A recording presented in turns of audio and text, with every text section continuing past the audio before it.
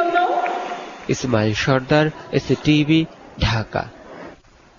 বেসরকারি গবেষণা প্রতিষ্ঠান centre for governance studies CGS আয়োজিত দ্বিতীয় বঙ্গোপসাগরীয় আঞ্চলিক সংলাপ অনুষ্ঠিত হবে শনিবার। ঢাকার সোনারগাঁও হোটেলে এক সংবাদ সম্মেলনে এই তথ্য জানিয়েছেন সিজিএস এর নির্বাহী পরিচালক জিলুর রহমান। 3 দিনব্যাপী এই সংলাপে বিশ্বের 75টি দেশের রাজনীতিবিদ, কূটনীতিক, আমলা, শিক্ষাবিদ, সুশীল সমাজের প্রতিনিধিরা অংশ নেবেন বলে জানিয়েছেন তিনি। ভারত প্রশান্ত মহাসাগরীয় অঞ্চলের ভূ রাজনীতি সহ নানা বিষয় এই সংলাপে আলোচিত হবে। প্রতিদিন সকাল 9:30 থেকে রাত 11টা পর্যন্ত সংলাপ চলবে বলে জানানো হয়। দক্ষিণ এশিয়ার সব দেশের প্রতিনিধি এই সংলাপে অংশ নেবেন। সংলাপ আয়োজনে সিজিএস এর সহযোগী হিসেবে রয়েছে USAID, UKAID, UNDP Bangladesh, Asia foundation, ঢাকার অস্ট্রেলীয় ও জার্মান দূতাবাস। জিলুর রহমান আরো বলেন, সংলাপে শান্তিপূর্ণ ও সমৃদ্ধ ভারত প্রশান্ত মহাসাগরীয় অঞ্চল বিনির্মাণে করণীয় উঠে আসবে।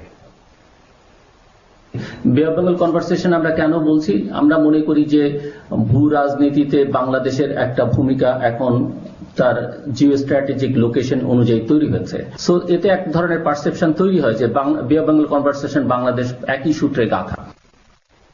শিক্ষামন্ত্রী ডক্টর দীপু মনি বলেছেন, বিএনপি জামায়াত সাম্প্রদায়িক অপশক্তি।